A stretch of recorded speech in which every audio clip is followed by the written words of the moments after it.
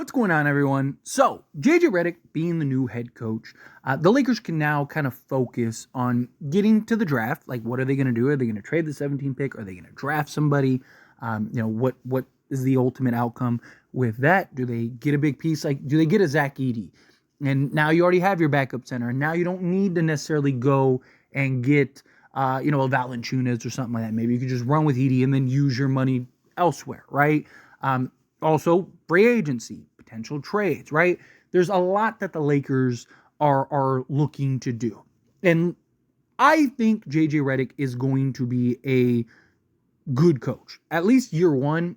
Obviously, there's going to be, I'm sure, some learning curves. I'm sure there's going to be, some good moments, some bad moments, right? First year head coach. But any coach they got, whether it was James Borrego or Dan Hurley or whomever, right? Even if they got a Monty Williams, right? First years are always going to have little hiccups, right? Because you're implementing new systems, you're trying to get familiar with your players, you're trying to figure out rotations, right? There's a lot to go into it, right? We could have gotten Greg Popovich or Steve Kerr, and there still would have been a learning curve, right?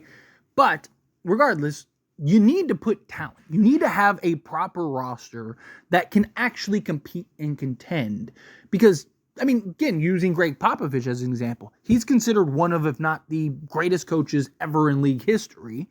And he has basically been coaching a bottom-feeding team the last handful of years because he doesn't have the talent, right? It doesn't matter how great of a coach you are. You still need the talent to translate. So if the Lakers can give JJ Redick the proper coach or the proper, coaching staff definitely I think is big and key. But beyond that, the proper roster, then I think JJ Redick will definitely have success. And the roster I think would make him look good. I think he'd make the roster look good. Obviously, I'm sure he's going to have some input in the roster. But one thing that I want to talk about, kind of explore with you all, is the potential of having JJ Redick and essentially running it back, right? Because going into this season, it was perceived that, hey, this roster is competitive and comparable to pretty much all the rosters, right? And that the Lakers have depth, they have versatility, they have shooting, right? And they're a team that can compete with anybody. Even when we got into the playoffs, right? It was like, as if we can avoid Denver, we probably make the NBA Finals. And some people think we would have beaten anybody but Denver. I still don't know if we would have beaten Boston. I think we would have had a good shot. I think we would have matched up well to Boston.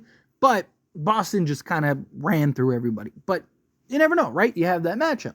It was kind of like, hey, if the Lakers were in the Dallas bracket and they played, say, the Clippers, and then they, whomever, well, they would have played like OKC first stuff. But if they were basically in that bracket, that the Lakers would have came out ahead, they would have been in the NBA Finals, they would have beaten teams like Minnesota, won the championship. Now, look, it's very possible that didn't happen, right? I do think that they would have beaten OKC, but Minnesota was on an absolute tear. Do they beat Minnie?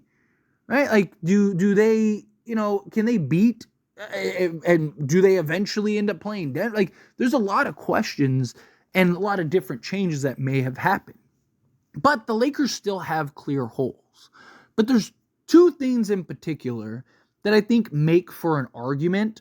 And then I'll kind of give you my thoughts. And of course, I want to hear your thoughts, opinions as well. So let me know down in the comments below. Also, make sure to like the video, subscribe to the channel. But one, the health of this roster, right? Like, what do we look like if Jared Vanderbilt is healthy all season? What do we look like if Gabe Vincent is healthy all season? Talk about two of our key defensive guys. And yes, Gabe Vincent didn't look great on the offensive side of things, but defensively he looked great. And the offense might have came around if he actually got the reps by being on the basketball court. And that's not counting, injuries to other key guys, right? So again, like, what does this team look like if we were healthier throughout the course of the season? Do we still have those struggles? Because look, there was a time where, we were looking like one of the top teams. We win the in-season tournament. We were, several games over 500. It looked like, okay, man, we might be a top 3 to 5 team at the worst.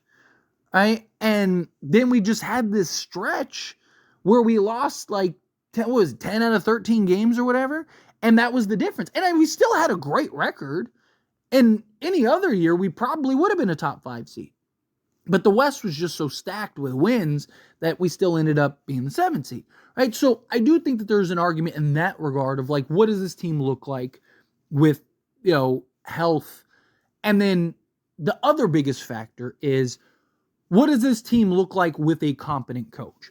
However you feel about JJ Redick, whether you love the signing or hate the signing, I don't think he's going to be worse than Darvin Ham, right? The bar is pretty low, right? So if JJ Redick is a competent head coach and he can actually get the most out of players and he actually does play guys in the proper position, can this roster be better and maybe even potentially be a contender, right? Because I talked about it all season. Like the certain sequences and actions on the offensive side and defensive side were very questionable. Obviously, the rotation was very questionable. The amount of minutes he played Taurean Prince and Cam Reddish and some of these guys, right? Like there was a lot of just frustrations in that regard. Proper management, adjustments, all that stuff. But also utilization of guys. I hated how he utilized Christian Wood. I think Christian Wood could have been a much bigger piece and had a much bigger impact for the Lakers if he was properly slotted and utilized. Same thing with Rui Hachimura, right? I think, again, it's not a coincidence Rui Hachimura had all of his best games and literally had a career game playing the 4, right? When LeBron's out, Rui was great. Why? Because he's a 4. He's not a 3. And even Spencer Dinwiddie. Spencer Dinwiddie infuriated me the way that Darvin Ham utilized him because we needed a guy like Spencer Dinwiddie. Desperately needed him. Now, here's my thoughts. If push comes to shove, right? Let's say there's no real deals on the table that make sense. And it's like, because I do believe that if you can, you upgrade, right? If you can get a DeJounte Murray, go get a DeJounte Murray. If you could get a DeJounte Murray and, a Mitchell Robinson, you do that, right? Like if you can get some clear upgrades, you get the clear upgrades. But there's always the possibility that there's just nothing really there for the Lakers to trade for that makes sense, right? There may, or, maybe the asking price for it. Look, Lakers tax is a real thing. So there's a very real possibility that the Lakers just aren't able to get in some of these deals, or maybe they wait and be patient until the trade deadline and kind of see like, okay, maybe it's the offers aren't great right now, but that could change come the trade deadline, right? So that's always a real possibility. I don't like if push comes to shove and the Lakers do run it back and they basically just bring everyone back and try again. I don't hate it. I just think you need to, at bare minimum, have some small upgrades. Like if you're running it back 1 through 14, I have my concerns. I don't think the Lakers would be good enough. Could they? Right matchups, healthy, chips kind of fall your way. Could they win a championship with the roster 1 through 14 that they had last year? Absolutely. I think most people thought that they had at least a puncher's chance, right, last year. Right? Could they have that again this upcoming year? Yes, of course.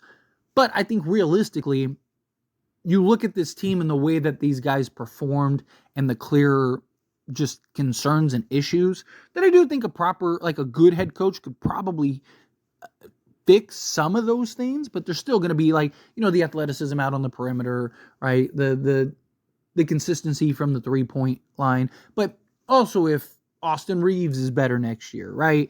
If, Gabe Vincent can kind of round out, if Jared Vanderbilt's healthy, if Max Christie can maybe make some strides and take some leaps, right? If Rui's slotted in his proper position, if Spencer Dinwiddie gets his actual opportunity, right? Maybe the Lakers are maybe that much better, right? You never know. You'd be surprised what can change with proper rotations and play calling and this, that, and the other, right? And health, right? So, but I think bare minimum, if you bring back like the majority, let's say it's same starting five, except for instead of Rui, it's Jared Vanderbilt.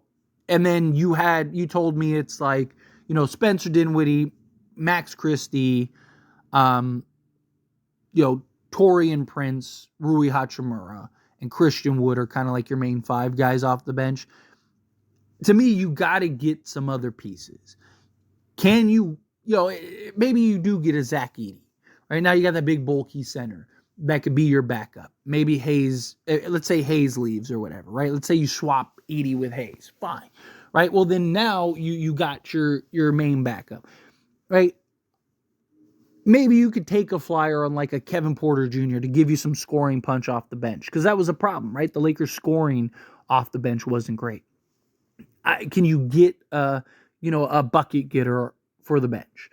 I still think you'd have to make at least some minor trades. Right? Like, can you turn your second round picks into something? Right? Can you take, you have I think Lakers have 5 seconds they could trade. Can you turn those 5 seconds into 2 quality guys? Right? Like, I'm not saying they have to be elite or anything like that, but again, can you turn them into, let's say you draft a Zach Edey, so now you don't need a Zach Edey. Can you turn them into a Dorian Finney-Smith or something, right? Get 1 or 2 legit two-way players, and then add some, just kind of upgrade in 1 or 2 areas, right? I don't hate it. But if Rob just runs it back, then it's probably because there's nothing on the table currently, which I know a lot of people would be very upset with and very frustrated with. But I would rather Rob do nothing than make the wrong deal or force the issue on a deal or just get completely fleeced and it doesn't work and now we're stuck. Right? Like, you still need to find the right deal.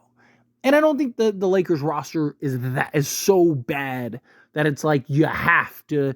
No, even if the Lakers ran it back and just added a Zach Edey, right? I think that would go a long way.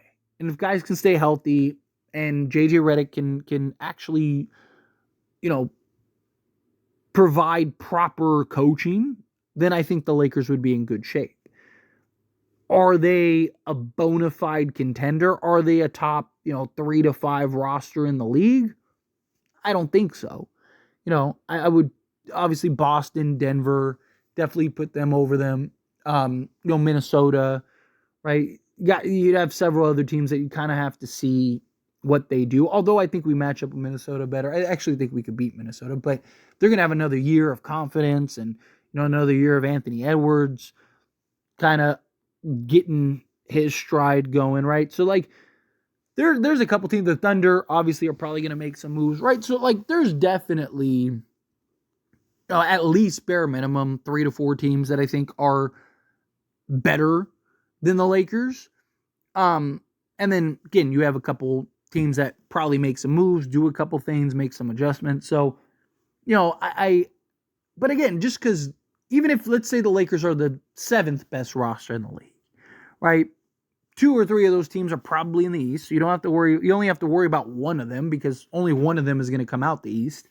And then let's say the other, 3 or 4 are in the West, right? Well, again, you're only going to play probably 2 of them, and so can you kind of get the dominoes to fall your way, and now all of a sudden you're winning a championship, of course.